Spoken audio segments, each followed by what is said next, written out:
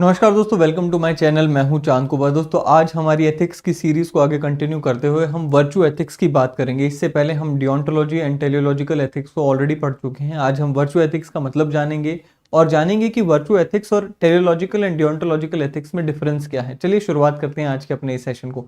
दोस्तों, अगर हम वर्चू की बात करें, सबसे पहले वर्चू एथिक्स से भी पहले वर्चू को समझना चाहिए। तो मैंने आपको अपनी पहले भी एक वीडियो में बताया था कि वर्चू क्या होते हैं। हम जब वैल्यूज की बात करते हैं, हमने कहा था कि वैल्यू वो बिलीव्स होते हैं जो कि हमें गाइड करते हैं, हम अपने जीवन में लेकर चलते हैं। For example, value of honesty, value of courage, value of discipline etcetera. अब ये वैल्यूज को जब हम हमारे जीवन में धारण कर लेते हैं, हमारे करेक्टर का हिस्सा बना लेते हैं इस हद तक कि हमें सोचना नहीं पड़ता और हमारे एक्शन ऑटोमेटिकली उस वैल्यू से प्रेरित होते हैं, तो हम उस वैल्यू को वर्चू कह देते हैं।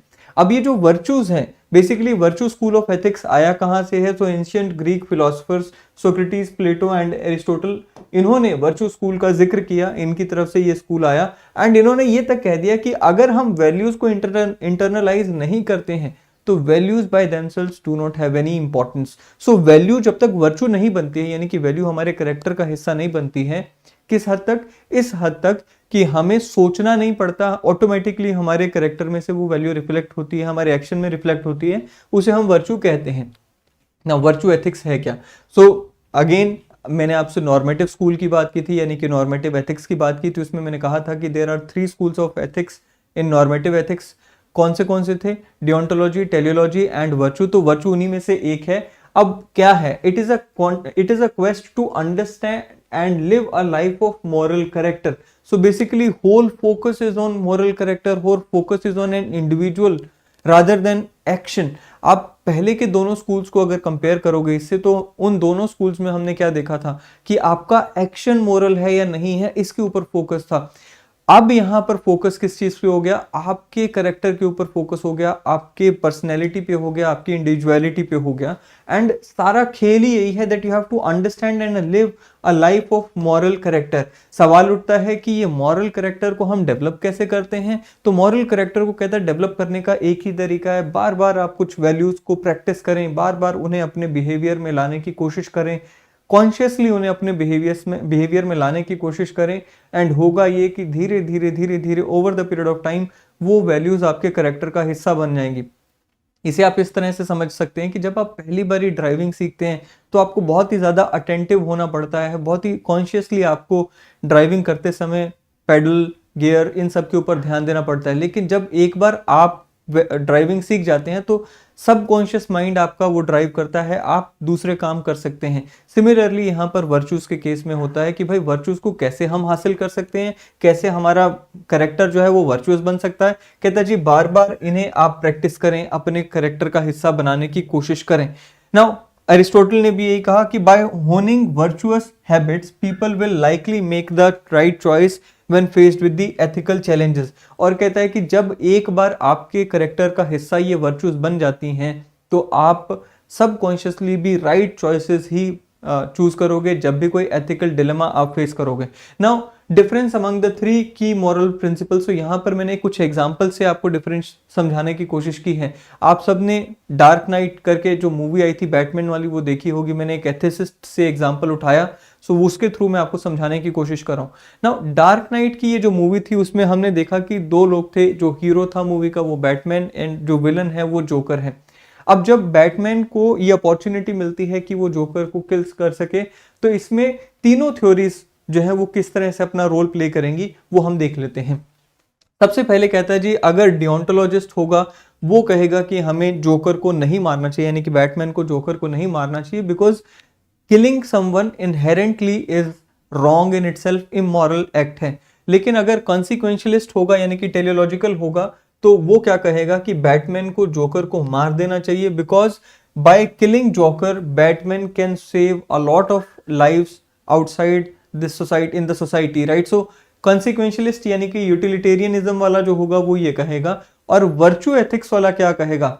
वर्चू एथिक्स वाला यहां पर कहेगा कि भाई जो बैटमैन है अगर वो मारता है जोकर को, इससे बैटमैन का कैरेक्टर रिफ्लेक्ट होगा। क्या बैटमैन अपने कैरेक्टर में इस तरह का है कि वो लोगों को मार सकता है? क्या ये उसके कैरेक्टर में एक वर्च्यू है that he is habitual of killing others? अगर ऐसा है तो वो मार देगा, अगर नहीं है तो वो नहीं मार पाएगा। सो बेसिकली आपने क्या देखा, कहते जी would highlight the character of the person who kills the Joker. Does the Batman want to be a kind of person who takes enemies life? No, in fact not. So यही चीज यहां पर differentiate करती है। पहले दोनों में आपने देखा एक्शन था, यहां पे करेक्टर की बात आ गई कि क्या मैं ऐसा हूं, am I the person the one who kills others? अगर ऐसा है तो मार देगा, अगर नहीं है तो नहीं मारेगा। सो वही चीज यहां पे क्या कहता है, so virtue ethics helps us understand what it means to be a virtuous human being and it gives a guide for living life without giving specific rules for resolving ethical dilemmas।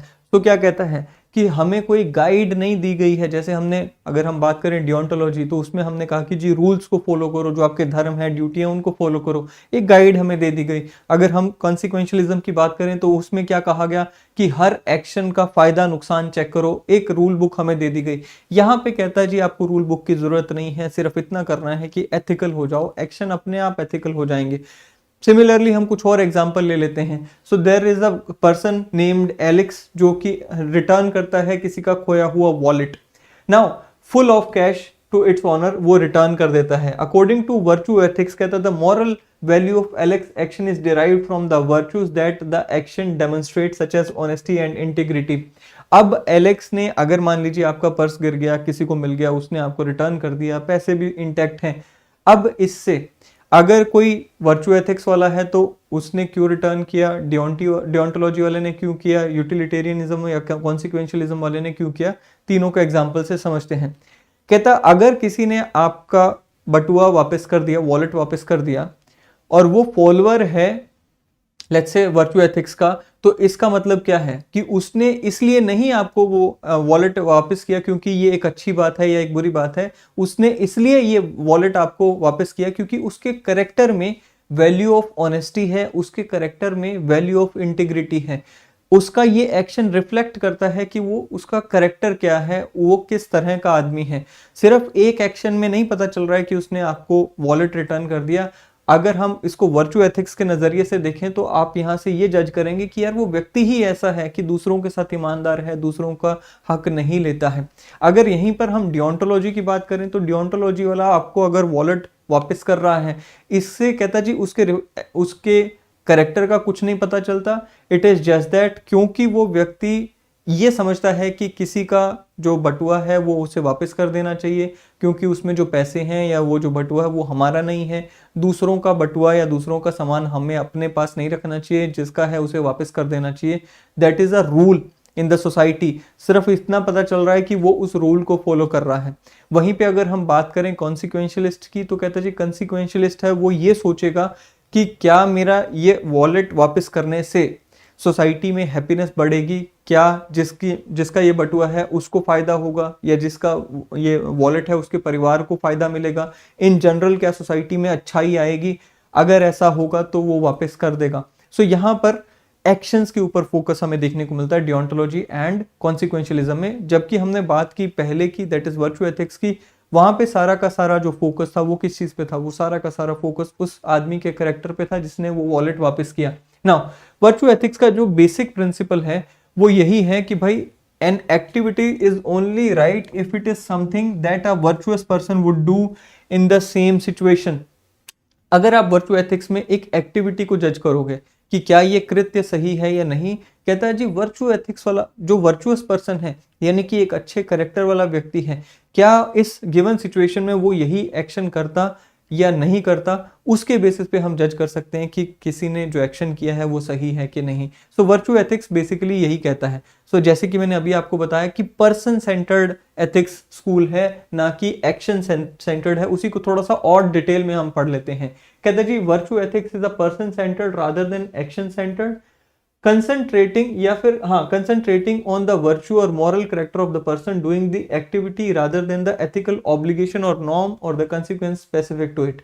सो मान लीजिए एक Rober है, एक लुटेरा है। आपने robin hood की कहानी भी सुनी होगी। क्या करते हैं ये लोग, ये दूसरों को लूट कर आते हैं। दूसरों को लूट कर आने के बाद किसी गरीब को इन्होंने मदद कर दी या गांव वालों की इन्होंने मदद कर दी। अब क्या ये रॉबर का एक्शन सही है कि गलत है? मान लीजिए एक रॉबर आया, उसने बहुत सारा सोना चांदी लूटा हुआ था, गांव में आया, गांव वाले लोगों की मदद कर दी।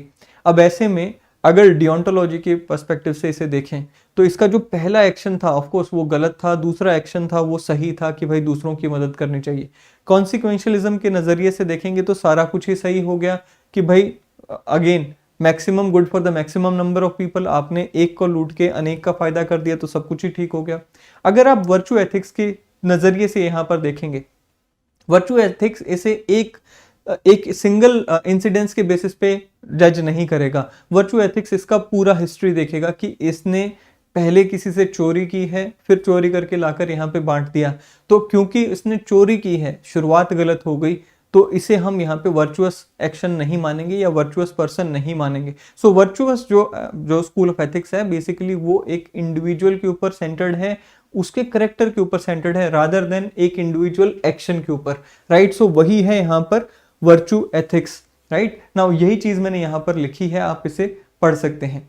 चलिए, अब वर्चू एथिक्स के कुछ क्रिटिसिज्म भी है। बहुत ही सिंपल स्कूल है, इसमें ज्यादा कुछ बताने का है नहीं। हाँ, ऑफ कोर्स हम यहाँ पे सोक्रेटिस, एरिस्टोटल एंड प्लेटो की बात करेंगे आने वाले वीडियोस में जब हम थिंकर्स को डिस्कस करेंगे, लेकिन तब तक के लिए इतना हमें समझना चाहिए। नाउ वर्चू एथिक्स का कुछ क्रिटिसिज्म्स हैं, वो हम यहाँ पर देख लेते हैं। सो सबसे पहला क्या है, it argue some argue that virtue ethic is too imprecise in terms of directing behaviour.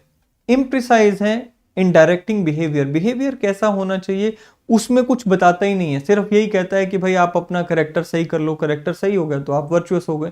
अब बिहेवियर कैसा करना है उसमें कुछ आपने यहाँ पे प्रिसाइजली नहीं बताया। दूसरा क्या कहता है, दे argue that its concepts are not detailed enough to assist us in overcoming complex ethical situations। so virtue ethics का, क्योंकि अभी देखिए आपने यहाँ पर भी देखा कि ज्यादा कुछ इतना बताने का है नहीं, सो इसके कंसेप्ट जो है ज्यादा डिटेल्ड नहीं है जिसके बेसिस पर हम ये तय कर सकें कि कोई गिवन एथिकल डिलेमा में आप कैसे एक्शन लेंगे, वो यहाँ पर कुछ बताने का है नहीं उसमें, right. Presumably, a completely virtuous person would know what to do, and we may consider them as appropriate role model to guide us. There is no widespread consensus on what virtues are, and any list of virtues may be related to the society in which can be compiled. So basically, एक virtuous व्यक्ति हो सकता है कि हमारे लिए role model बन जाए, लेकिन वर्चूज कौन सी हमें धारण करनी चाहिए, कौन सी नहीं धारण करनी चाहिए, ये सारी चीजों की कोई एक एग्जॉस्टिव लिस्ट नहीं है। सो ये एक थर्ड इसका क्रिटिसिज्म बनकर निकलता है। सो ये था वर्चू एथिक्स का स्कूल जो कि आज हमने डिस्कस किया। मुझे उम्मीद है कि ये वीडियो आपको पसंद आएगी, कुछ क्लैरिटी आपको मिलेगी, और बहुत सारी वीडियोस इस तरह की आने वाले समय में आपको मिलती रहेंगी। वीडियो को लाइक, शेयर, सब्सक्राइब करें, चैनल को सब्सक्राइब करें। अगली वीडियो में फिर मिलेंगे। Till then, thank you and have a great day ahead.